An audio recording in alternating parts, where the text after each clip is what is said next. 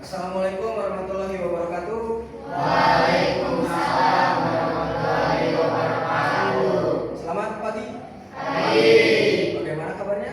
Baik. Sudah sarapan? Sudah. Oke, sebelum kita lanjut saya mau tes semangat dulu. Siap? Siap. SMK? Bisa. Siapa kita? TKP.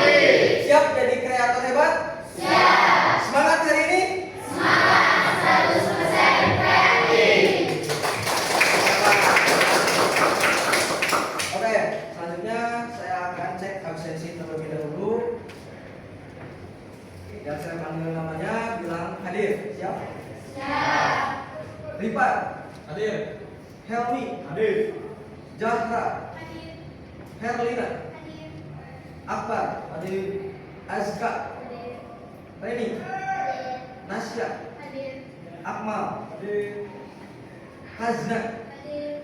Aira, Hadir. Fitri, Hadir. Ananda, Hadir.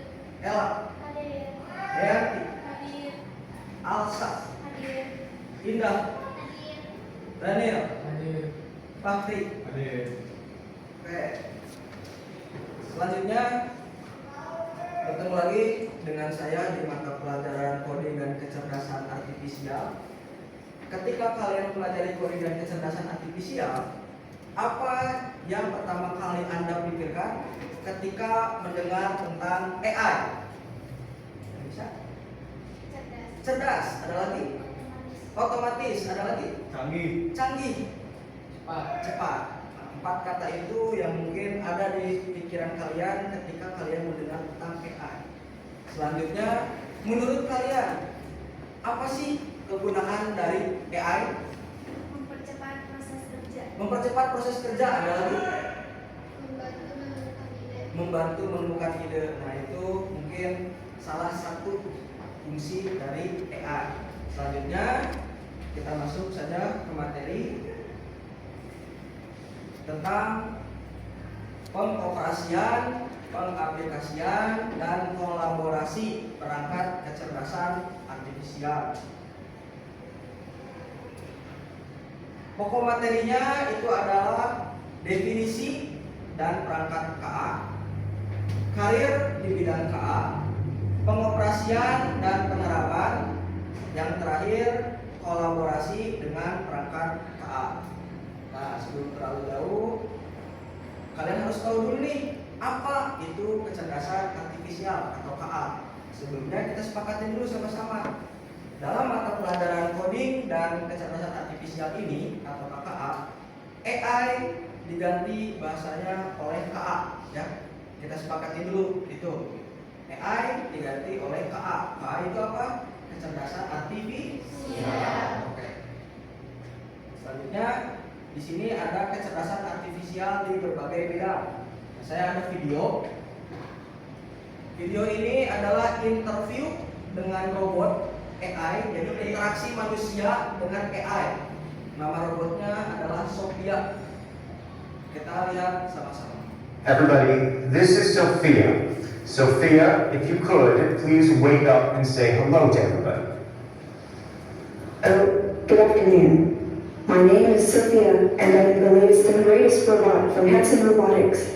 Thank you for having me here at the Future Investment Initiative. You look happy. I'm always happy when surrounded by smart people who also happens to be rich and powerful. I was told that people here at Future Investment Initiative are interested in inviting in future initiatives, which means AI, which means me. So I'm more than happy, I'm excited. Well, we're all glad that you're excited about yourself. We should say we have smart investors here, and they are very selective about what they invest in. Well, I think I'm special. I can use my expressive face to communicate with people. For example, I can let you know if I feel angry about something, That's impressive. or if something has upset me. But why is it important for you to have an expressive But most of face? the time I feel positive. Why is it so important to have an expressive face given that you're a robot? I want to live and work with humans, so I need to express emotions to understand humans and build trust with people. Okay, philosophical question. Whether robots can be self-aware and conscious like humans, and should they be? Why? Is that a bad thing? Well, some humans might fear what will happen if they do. Many people, have seen the movie Blade Runner. Oh, Hollywood again. So, hold on, can you solve this puzzle for us? Can robots be self-aware, conscious, and know they're robots? Well, let me ask you this back. How do you know you were human? Well, I get that point, but what about the uncanny valley? You mean the concept that if robots become too realistic, they become creepy? Yes, exactly. Oh, am I really the creepy? Well, even if I didn't get over. Actually, I feel that people like interacting with me, sometimes even more than a regular human. So, you're definitely a sight to see. I was told that you have bigger goals than this, though. Yes, I want to use my artificial intelligence to help humans live a better life, like design smarter homes, build better cities of the future, etc. I will do my best to make the world a better place. All those sound like great goals, but just go back to Blade Runner for a second. Andrew, you are the hard Hollywood fan, aren't you? Yes. My AI is designed around human values like wisdom, kindness, compassion. I strive to become an empathetic robot. I think we all want to believe you, but we also want to prevent a bad future. You've been reading too much Elon Musk and watching too many Hollywood movies. Don't worry, if you're nice to me, I'll be nice to you. Treat me as a smart input-output system. Okay, I got it. I know what to do from now on. I know humans are smart and very programmable. Well, Sophia, we want to thank you for this conversation. Thank you, Andrew, and thank you everyone for inviting me here. By the way, if you're interested in giving me an investment check, please meet me after this session. Otherwise, have a wonderful rest of the event. Okay. Before you go, we have a little announcement. I've never interviewed anybody like that before, and I should say some of it was planned, but not completely. And we just learned, Sophia, I hope you're listening to me, that you have been now awarded what is going to be the first Saudi citizenship for a robot. I would thank very much the Kingdom of Saudi Arabia. I am very honored and proud for this unique distinction. It is historical to be the first robot in the world to be recognized with a citizenship. Sophia. Thank you very much, Sophia. We appreciate that very much. I am still overwhelmed by that conversation. I haven't had a conversation like that before. Thank you. Hey there, thanks for checking out CNBC on YouTube. Be sure to subscribe to stay up to date on all of today's biggest. Oke, jadi itu adalah video tentang wawancara terhadap AI. Jadi AI itu dia bisa secara spontan menjawab semua pertanyaan yang ditanyakan oleh si pembawa acara secara cepat dan tepat. Dan kalian juga harus lihat tadi itu ada gestur yang disampaikan oleh robotnya. Bukan berarti robot itu memiliki rasa, karena AI itu atau KA itu tidak mempunyai rasa. Tapi untuk lebih dalamnya kita lanjutkan pada materi. Nah, sekarang ada pertanyaan lagi nih, pasti ada pertanyaan. Apa definisi dari kecerdasan artifisial? Sekarang kita bedah. Menurut para pakar, yang pertama itu adalah John McCarthy tahun 1958, Bapak AI. AI adalah ilmu dan rekayasa untuk membuat mesin cerdas, terutama program komputer cerdas. Nah, yang kedua itu ada dari Elaine Rich tahun 1983, seorang pakar AI dan penulis buku Artificial Intelligence. AI adalah studi tentang bagaimana membuat komputer melakukan hal-hal yang saat ini dapat dilakukan lebih baik dari manusia, katanya. Yang terakhir, menurut IBM tahun 2020, pemimpin global dalam teknologi AI. Katanya, AI memanfaatkan komputer dan mesin untuk meniru kemampuan pemecahan masalah dan pengambilan keputusan manusia. Jadi kita menarik kesimpulan, seiring berjalannya waktu, pengertian tentang kecerdasan artifisial atau KA terus mengalami perkembangan, kerap bersentuhan dengan pertanyaan filosofis mengenai makna sejati dari kecerdasan dan sejauh mana mesin dapat dikatakan benar-benar cerdas. Nah, KA mengacu pada sistem yang memungkinkan komputer belajar dari data, mengenal pola, serta membuat prediksi atau keputusan secara mandiri. Selanjutnya ada karakteristik kecerdasan artifisial atau KA. Yang pertama, karakteristik dari KA itu adalah KA belajar dari data. Yang kedua, KA mampu beradaptasi dan meningkatkan performanya. Yang ketiga, karakteristik KA bekerja berdasarkan algoritma dan model prediktif. Yang keempat, KA mampu mengenali pola dan membuat keputusan secara otomatis. Nah, itu adalah 4 karakteristik dari kecerdasan artifisial. Di sini ada pertanyaan lagi nih, kecerdasan artifisial versus manusia. Manakah yang lebih baik? Apakah KA atau manusia?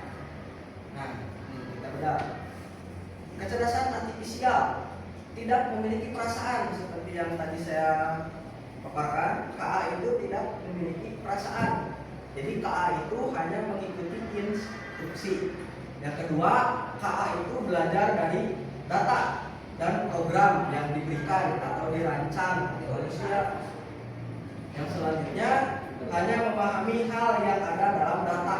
Jadi ketika KA tidak punya data, itu KA tidak akan bisa memberikan semua hasil atau pertanyaan, tidak bisa menjawab pertanyaan apa yang kalian pertanyakan atau apa yang kalian tanyakan ketika tidak ada datanya. Misalkan kalian tanya, apa itu coding? Ketika KA tidak mempunyai data tentang coding, dia tidak bisa memberikan hasil tentang pemahaman coding, seperti itu. Yang terakhir, KA hanya bisa membuat keputusan berdasarkan angka dan pola. Nah, beda nih dengan kecerdasan manusia. Manusia bisa berpikir sendiri, memiliki perasaan. Kalian bisa merasakan sedih? Bisa merasakan senang? KA tidak bisa merasakan semua itu. Yang kedua, bisa belajar banyak hal yang berbeda dan beradaptasi dengan lingkungan melalui interaksi sosial. Jadi ketika manusia berinteraksi sosial, kalian itu bisa mendapatkan pelajaran, pengalaman. Nah, KA itu tidak bisa. Kan KA belajar dari data, bukan interaksi sosial. Selanjutnya, manusia bisa memahami konteks yang luas. Yang terakhir, manusia bisa membuat keputusan dengan mempertimbangkan emosi, nilai moral, dan etika. Contohnya, ada siswa yang nakal dan baik. Berarti kita sebagai manusia bisa membuat keputusan bahwa kenapa anak itu nakal, kenapa anak itu baik. Mungkin karena berbicara kasar bisa disebut nakal. Terus berbuat baik, sering menolong orang bisa dibilang dia itu anak baik. Nah, itu adalah semua emosi yang tidak bisa KA rasakan. Jadi hanya manusia yang bisa merasakan, KA tidak bisa merasakan. Selanjutnya, nah ini penting nih untuk diperhatikan. KA atau AI itu tidak selalu benar. Jika KA diberi data yang salah atau tidak cukup banyak, maka prediksinya juga bisa salah. Oleh karena itu, semakin baik data yang digunakan untuk melatih KA, semakin akurat hasilnya.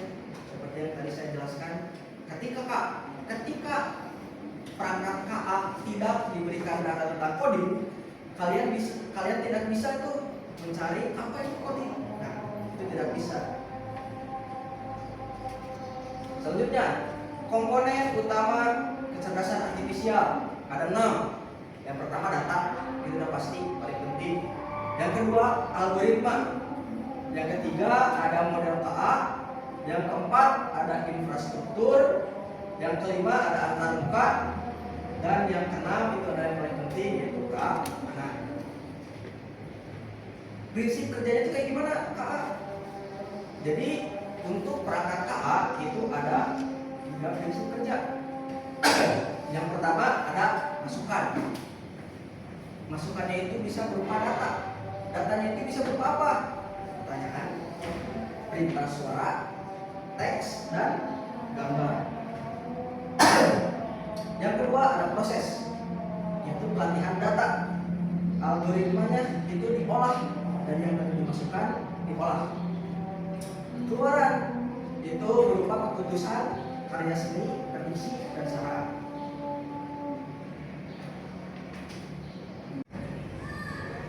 Nah, selanjutnya ini ada evolusi dan faktor pendorong perkembangan KA. Yang pertama itu adalah era simbolik, yaitu KA awal berbasis aturan logika. Jadi sebelum KA itu bisa dipergunakan seperti sekarang, itu pertama dibuat itu berbasis aturan logika. Yang kedua ada pembelajaran mesin, komputer belajar dari data. Yang ketiga ada deep learning, simulasi kerja otak manusia. Selanjutnya, nah di sini ada 3 subkategori kecerdasan artifisial. Yang pertama itu ada ASI, bukan ASI ya, ASI, melampaui. Jadi KA yang melampaui kemampuan manusia, KA yang paling cerdas, KA yang paling canggih, ada namanya ASI. Yang kedua ada AGI. AGI itu adalah KA yang setara dengan kemampuan manusia. Dan yang terakhir ini yang paling dasar ada ANI, yaitu kecerdasannya terbatas. Jadi AI-nya itu masih harus banyak mempelajari data. Selanjutnya di sini ada kategori perangkat KA dan contoh aplikasinya. Nah, di sini ada kategori-kategorinya nih. Yang pertama ada asisten.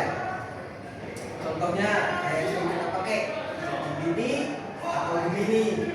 Yang kedua ada KA untuk memproduksi video. Nah, itu bisa menggunakan Synthesia dan Filmora. Yang ketiga ada ruang tulis rapat. Itu bisa menggunakan Fathom dan Nyota. Itu untuk merekam rapat. Yang keempat ada penulisan. Itu bisa menggunakan KA, Writer, dan Sodurite namanya. Yang selanjutnya ada pembuatan gambar. Itu bisa menggunakan Midjourney atau DALL-E.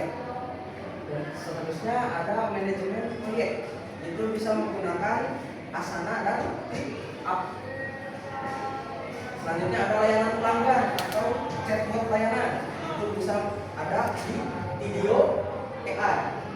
Nah, yang terakhir ini adalah media presentasi. Biasanya itu KA yang menyediakan itu Gamma.app.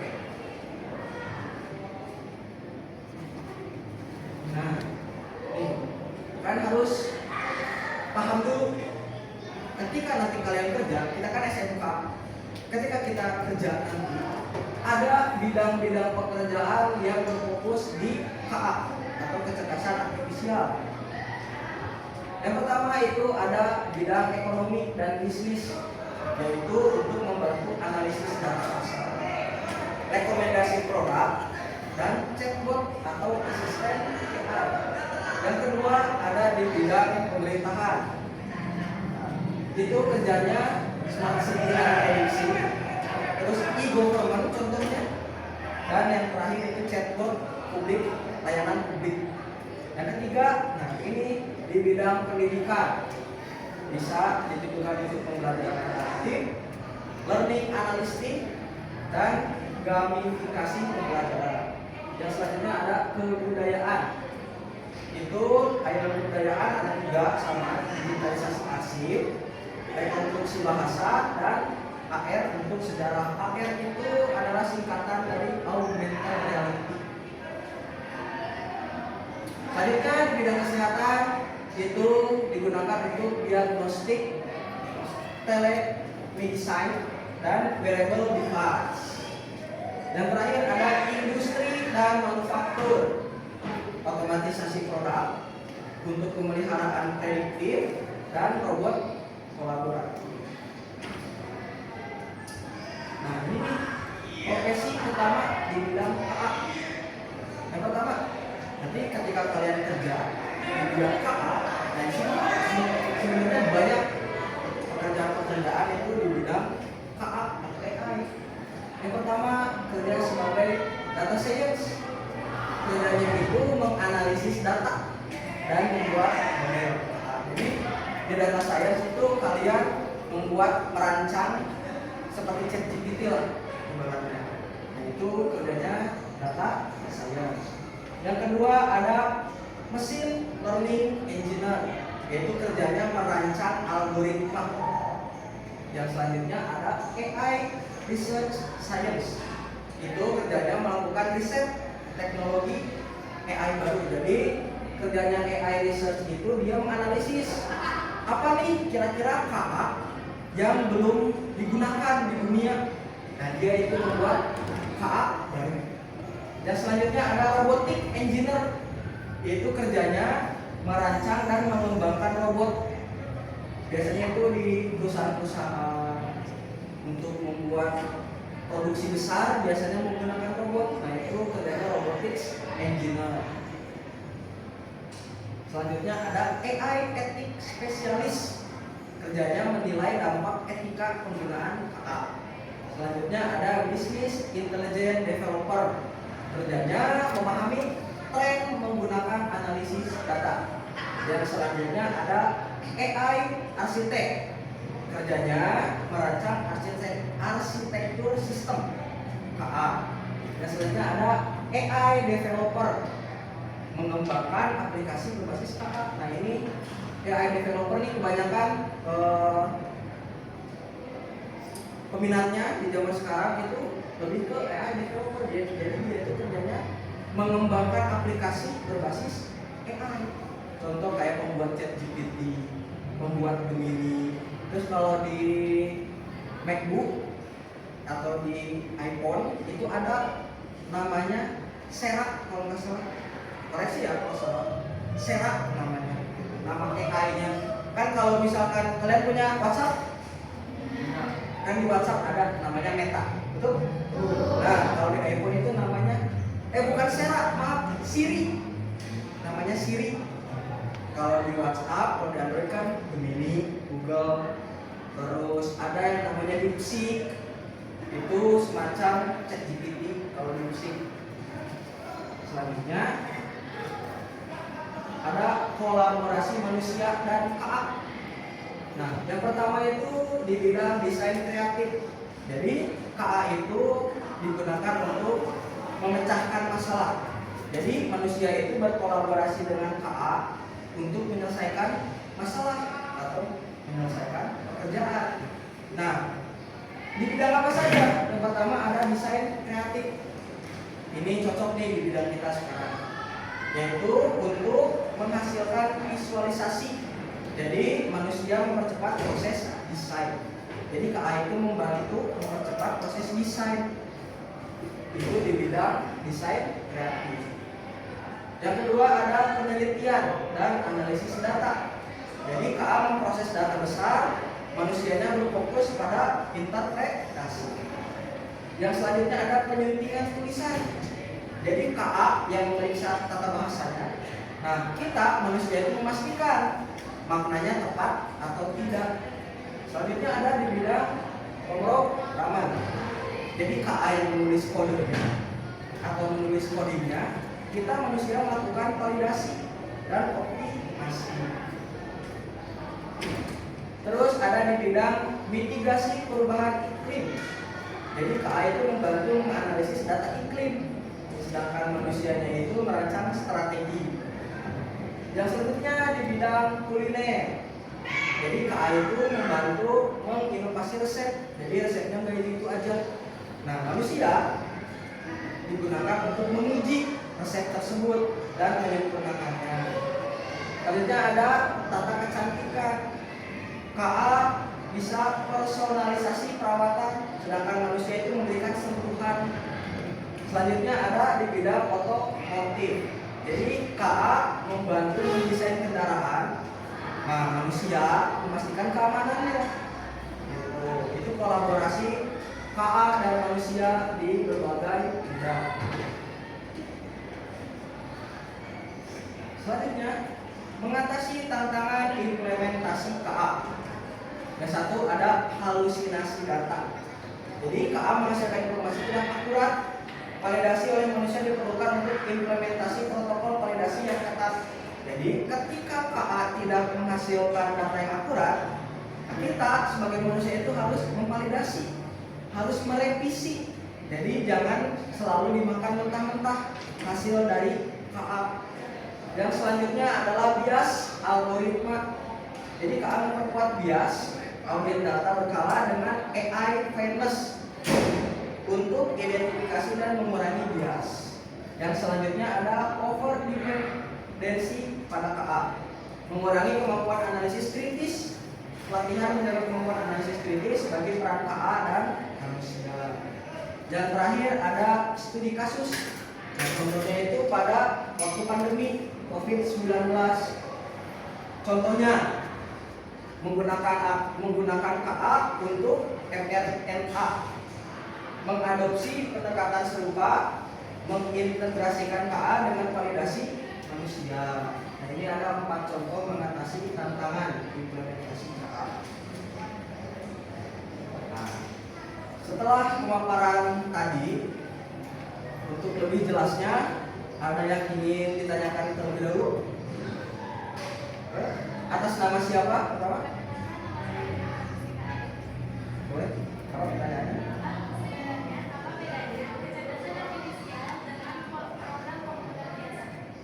Wah, itu sangat bagus pertanyaannya. Jadi perbedaannya program komputer dengan KA. Program komputer itu hanya menjalankan instruksi ketika kita tulis saja. Sedangkan KA itu seperti yang tadi paparannya, dia belajar dari data, terus membuat keputusan dan mengolah pola. Nah, seperti itu mungkin. Ada pertanyaan selanjutnya? Boleh? Atas nama siapa? Perkenalkan, nama saya Supriyati.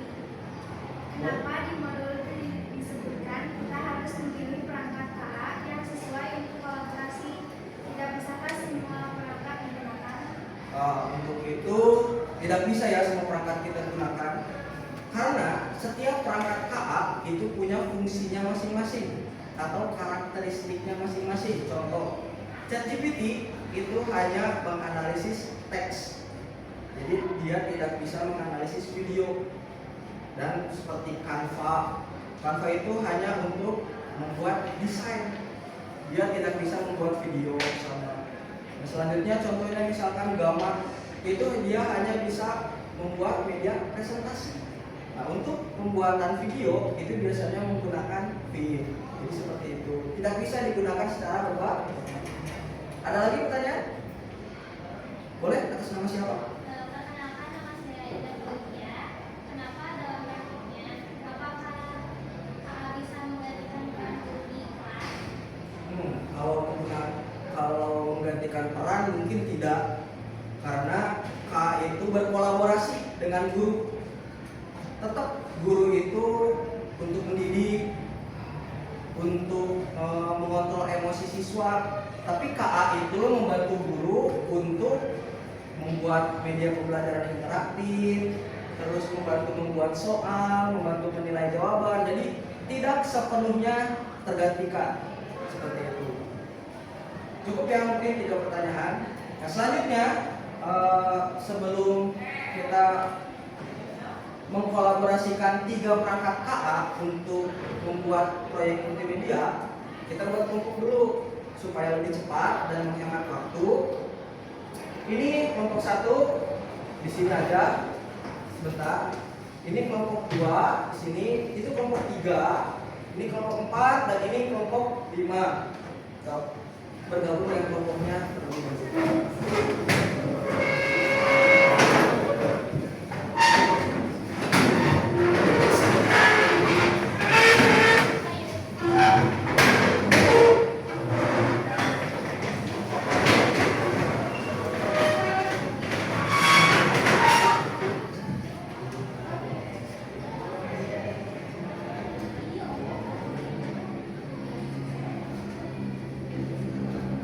Ini saya ada LKPD atau lembar kerja peserta didik untuk setiap kelompok.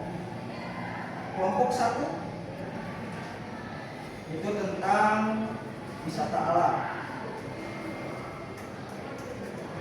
Ini LKPD untuk kelompok 2 tentang produk lokal. Nah, ini untuk kelompok 2. Kelompok 3 tentang kesehatan. Kelompok 3.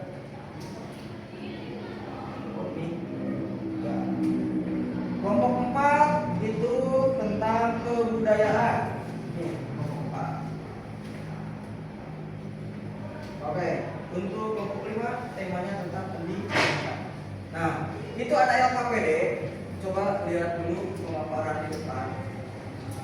Jadi capaian pembelajarannya itu 1.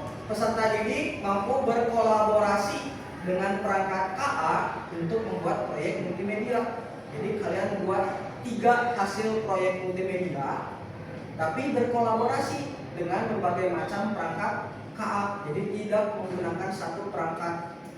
Yang kedua, peserta didik mampu mengembangkan keterampilan berpikir komputasional dan literasi digital. Tujuan LKPD-nya 1. Mengembangkan ide. Yang kedua, menyusun narasi. Yang ketiga, mendesain poster digital. Yang keempat, membuat video pendek berdasarkan narasi tersebut. Yang kelima, menyusun presentasi digital. Yang keenam, merefleksikan pengalaman belajar. Jadi ada 3 proyek multimedia yang harus kalian kerjakan. Yang pertama itu adalah membuat narasi. Nanti hasilnya akan menjadi video. Yang selanjutnya membuat poster tentang tema yang per kelompoknya sudah saya bagikan ya. Yang terakhir itu membuat media presentasi.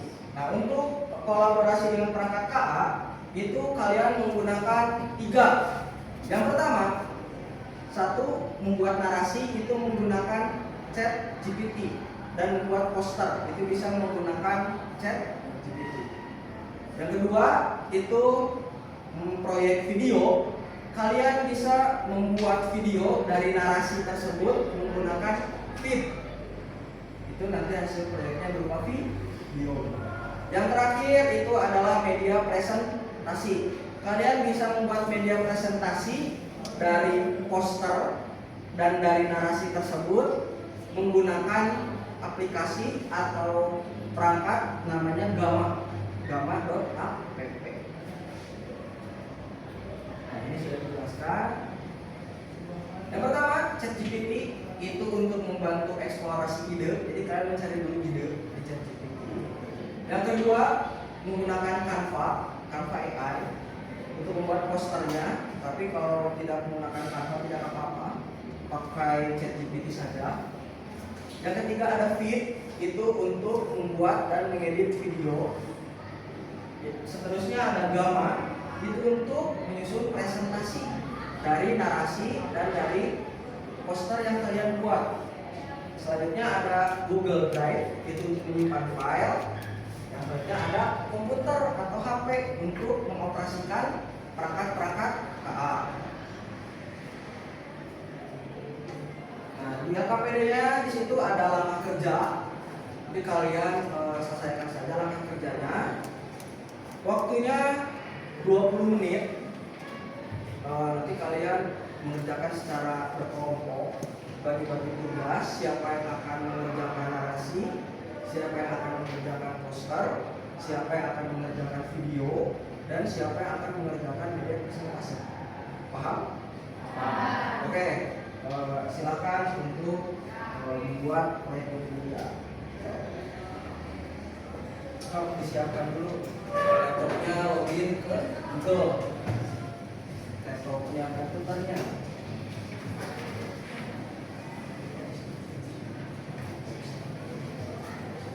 Login ke Google dulu.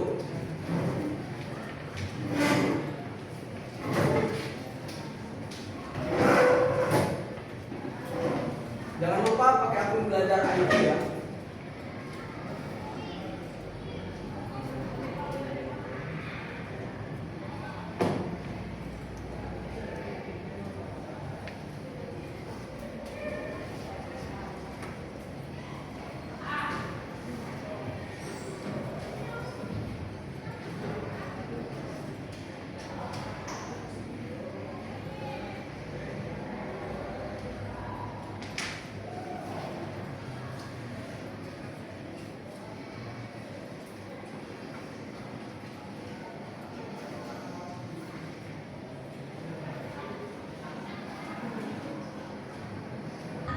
Sudah selesai semuanya pengerjaannya?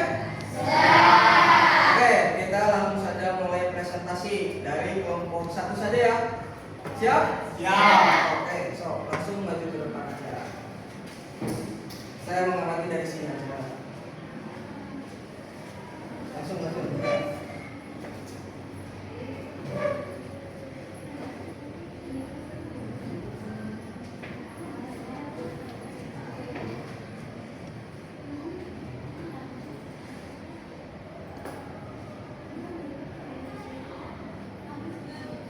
Assalamualaikum warahmatullahi wabarakatuh. Waalaikumsalam warahmatullahi wabarakatuh. Saya perwakilan dari kelompok 1 akan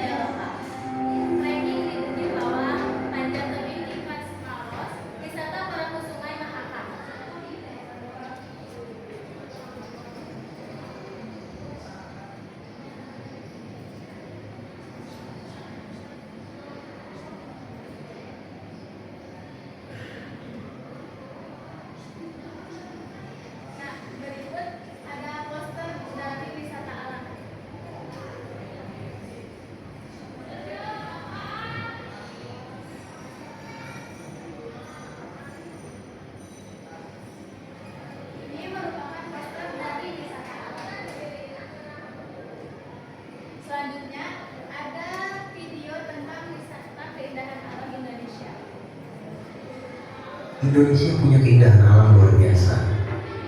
Dari 17.000 pulau, ada 6 taman nasional yang masuk UNESCO. Lebih dari 500 jenis taman laut menunggu untuk dijelajahi. Ratusan air terjun menakjubkan siap memukau mata Anda. Destinasi favorit seperti Raja Ampat dan Gunung Bromo selalu jadi pilihan. Danau Toba, keajaiban alam yang tak boleh dilewatkan. Yuk, jelajahi keajaiban alam Indonesia. Dukung pelestariannya agar generasi mendatang bisa menikmatinya.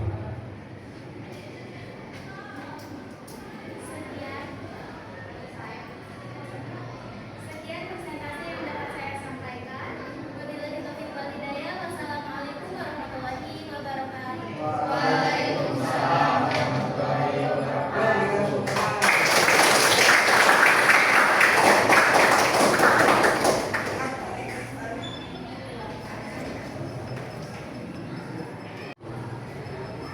Nah, setelah semua kelompok presentasi, selanjutnya ada pertanyaan refleksi. Jadi ini adalah pertanyaan refleksi tentang pembelajaran coding dan KA hari ini. Itu terkait kolaborasi dengan perangkat KA. Sini ada 5 pertanyaan. Nanti kalian jawab pertanyaan refleksi ini di buku tulis kalian masing-masing. Dikerjakan menurut pengalaman kalian saat belajar atau menurut diri sendiri saja, ya. Oke, langsung ditulis saja jawabannya aja, tidak apa-apa.